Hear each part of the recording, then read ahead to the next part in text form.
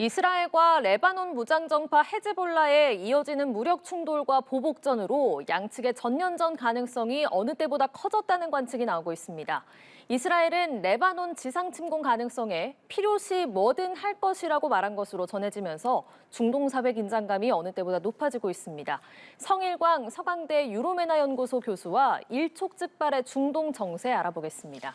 안녕하세요. 안녕하세요. 네. 자, 지금 이스라엘과 헤즈볼라의 교전이 가자 전쟁 발발 이후 지금 최고조로 치닫고 있습니다. 먼저 교수님께서는 현 사태 어떻게 진단하고 계십니까? 네, 맞습니다. 지금 사실 헤즈볼라와 이스라엘 간의 무력 충돌은 작년 10월 7일 하마스가 가자 지구에서 이스라엘을 공격한 이후 그 바로 다음 날이죠. 10월 8일부터 저강도 전쟁을 지금까지 약 한 1년 정도 해오고 있었거든요. 예. 그런데 최근에 이제 이스라엘이 헤즈볼라에 대한 여러 가지 공격을 강화시키면서 결국 헤즈볼라가 이제 이스라엘에 대한 보복 공격을 시작했고요. 그래서 양측 간의 무력 충돌이 더욱더 격화되고 있는 상황이고 예. 이 전쟁이 더 확전되지 않을까 상당히 지금 우려되는 그런 상황입니다. 네, 확전되지 않을까 우려된다고 하셨는데 지금 이 충돌이 지상전으로 확대될 가능성은 어느 정도로 판단하세요? 그렇습니다. 지상전의 경우는 이스라엘이 이제 과연 지상전 할 것인지 안 할 것인지 여기에 지금 이 전쟁의 확전 여부가 달려 있다고 볼 수 있겠는데요. 예. 이스라엘이 일단 현재로서는 지상전이 본인이 직접 결정하기보다는 헤즈볼라가 이스라엘의 공격에 대해서 어떤 반응을 보이냐에 따라서 예를 들어서 헤즈볼라가 좀 더 강력한 예를 들어서 텔아비브 도시에도 로켓이나 미사일 공격을 할 경우 이스라엘은 반드시 지상군을 투입할 가능성이 높다고 볼 수 있죠. 예. 지상전을 투입하는 이유는 사실상 이스라엘과 레바논 국경 사이에 많은 대량의 무기가 지금 저장돼 있고 이런 것들을 이용해서 헤즈볼라가 국경 인근 마을, 즉 이스라엘 마을을 공격하고 있기 때문에 직접 지상군이 들어가지 않고서는 그런 무기들을 제거하기가 어렵습니다. 자, 그런 차원에서 이스라엘은 지상군을 준비하고 있다 이렇게 볼 수 있죠. 그렇군요. 이 가자 전쟁에서 원래 이스라엘은 팔레스타인 무장정파 하마스의 괴멸을 앞장세웠지 않습니까? 그런데 왜 레바논 무장정파 헤즈볼라 공습을 이렇게 주력으로 하고 있는 걸까요? 네, 기본적으로 이스라엘이 지금 원하는 것은 작년 10월 7일처럼 하마스가 가자 지구 인근 이스라엘 마을을 공격한 것처럼 헤즈볼라가 이스라엘과 레바논 국경에서 이스라엘 북부 마을을 똑같은 방식으로 공격할 가능성이 높다고 보고 있습니다. 그렇기 때문에 헤즈볼라가 그런 특별한 공격을 준비한 부대도 창설을 했고요. 그래서 라드완 부대라는 부대가 헤즈볼라 엘리트 부대가 이스라엘 국경 인근에 주둔해 있으면 이스라엘은 언제든지 라드완 부대가 이스라엘 북부 마을을 습격해서 민간인을 살해할 가능성이 높다. 그렇기 때문에 그런 위험을 제거하기 위해서는 지금 헤즈볼라와 어떤 해결을 봐야 된다. 여기서 결국 헤즈볼라와의 어떤 전면전을 불사하더라도 헤즈볼라가 그런 공격을 하지 못하도록 제어하기 위해서 지금 상당히 이제 어떻게 보면 외부 시선은 무리하게 작전을 한다 이렇게 이제 볼 수도 있는 것이죠. 예, 이스라엘과 헤즈볼라가 작년 10월부터 저간도 전쟁을 했다면 사실 2006년 전쟁 이후에 서로 팽팽히 대치를 하면서도 서로 선은 넘지 않는 어떤 힘의 균형이라는 게 있었는데 이번 삐삐 테러와 이번 공습으로 지금은 이 균형이 깨졌고 좀 힘의 우위가 이스라엘 쪽으로 넘어왔다 이런 분석도 있더라고요. 네, 정확한 분석이십니다. 왜냐하면 10개월 이상 거의 1년 가까이 이스라엘과 헤즈볼라가 저강도 전쟁을 해왔는데요. 이스라엘 입장에서는 이것을 또 몇 개월 더 계속해서 헤즈볼라와 저강도 전쟁을 하는 것은 의미가 없다. 그것은 결국 헤즈볼라의 작전에 말려든다고 판단을 했습니다. 지금은. 예. 그래서 더 이상은 이와 같은 저강도 전쟁을 해서 티포텟 한 대 치고 박는 공방전을 이어가는 것은 이스라엘한테 불리하다고 판단했고 현 시점에서 이스라엘로서는 전면전을 하든지 아니면 헤즈볼라를 굴복시키든지 두 가지 지금 선택하는 중 헤즈볼라는 선택을 해야 되는 입장이죠. 그러면서 이 지금 소모전 상황을 완전히 판을 바꿔서 헤즈볼라하고 전면전을 해서 지금까지 헤즈볼라가 비축한 무기를 완전히 제거하는 방식, 그 방식으로 갈 것인지 아니면 헤즈볼라가 이스라엘의 어떤 무력 공격의 압박을 받아서 타협으로 가는 방식. 결국은 레바논 국경에서 헤즈볼라의 정예 엘리트 부대를 조금 더 리타니강 북쪽으로 이주시킨다면 이스라엘은 아마도 타협을 즉 일시 휴전에 갈 것입니다. 그러나 그것이 안 된다면 이스라엘은 아마도 전면전을 예상도 지금 하고 있다. 이렇게 볼 수 있죠. 알겠습니다.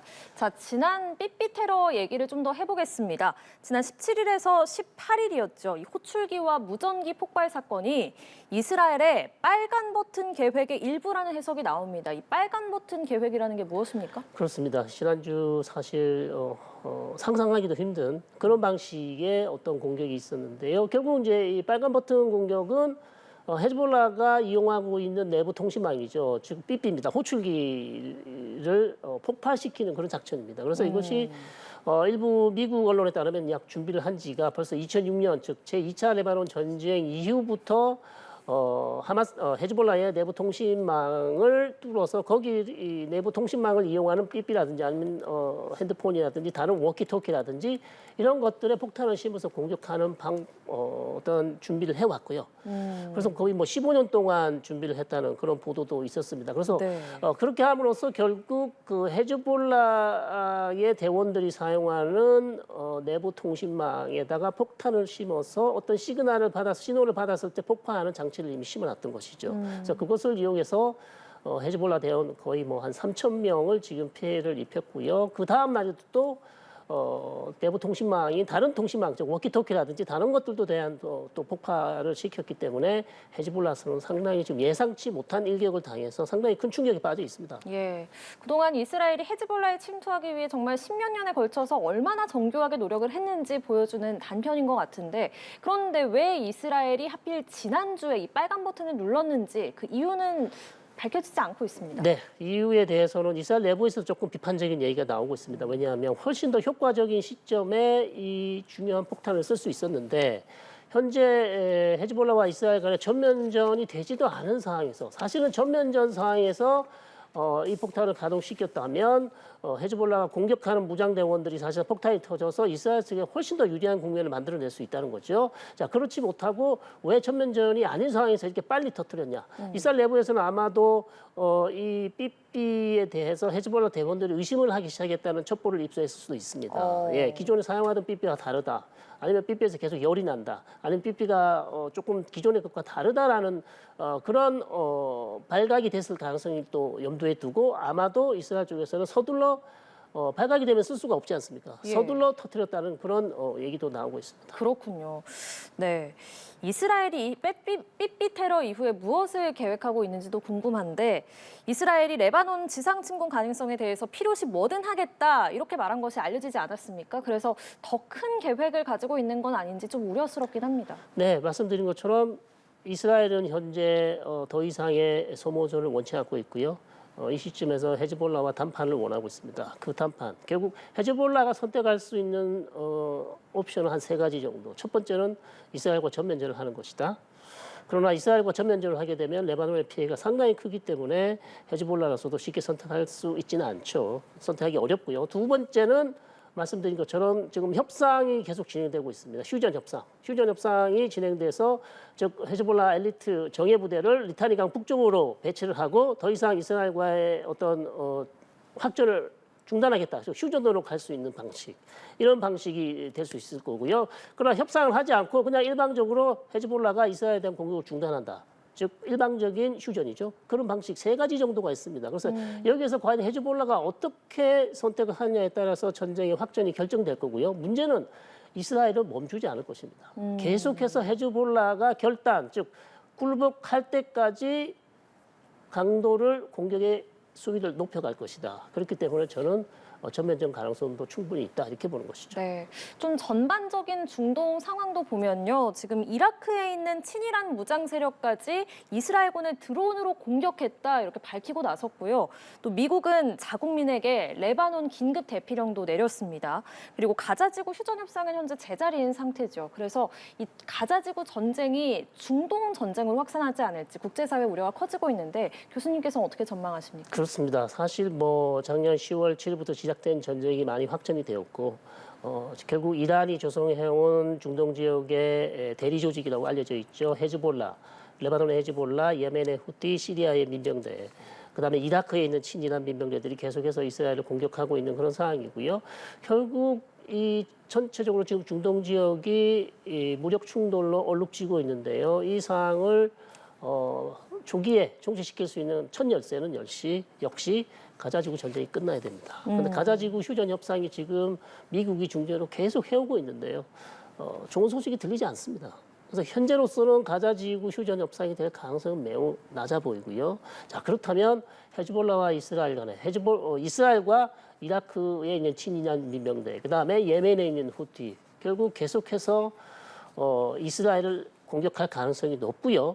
그래서 현재로서는 헤즈볼라와 이스라엘 간의 무력 충돌이 이른 시일 내에 종식될 가능성은 매우 낮다, 이렇게 볼 수 있습니다. 네, 이 부분도 짚어볼게요. 그 하마스의 수장인 야히랴 시나르가 지금 평소보다 오랜 기간 조직원들과 연락이 끊어져서 사망설도 나오고 있습니다.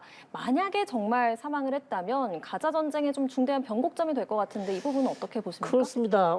일단 연락이 끊겼다라는 보도가 계속 나오고 있습니다. 그런데 이스라엘 측에서는 연락이 끊긴 건 맞지만 야히랴 시나르가 사망했다는 어떤 징후도 없다. 네, 공식적으로는 그렇게 얘기를 하고 있고요. 계속해서 이제 뭐 그 부분에 대해서 이스라엘 군에서 아마 조사를 할 것 같습니다. 그러나 설사 야히랴 시나르가 제거되더라도 저는 이스라엘 군이 가자 지구에서 군사 작전을 멈추지 않을 것이다. 그렇군요. 네, 일단 미국의 대선이 끝나봐야 되고 미국 대선에서 어떤 새로운 대통령이 이스라엘에 대해 어떤 정책을 펴냐에 따라서 가자 지구 전쟁 여부가 결정될 것이고요. 거기서 만약에 좋은 결과를 도출하지 못한다면 가자 지구 전쟁은 연말 그리고 내년까지도 될 수 있다. 이렇게 볼 수 있죠. 알겠습니다. 일단 미 대선도 또 지켜봐야겠네요. 알겠습니다. 성일광 서강대 유로메나 연구소 교수와 중동 정세 짚어봤습니다. 고맙습니다.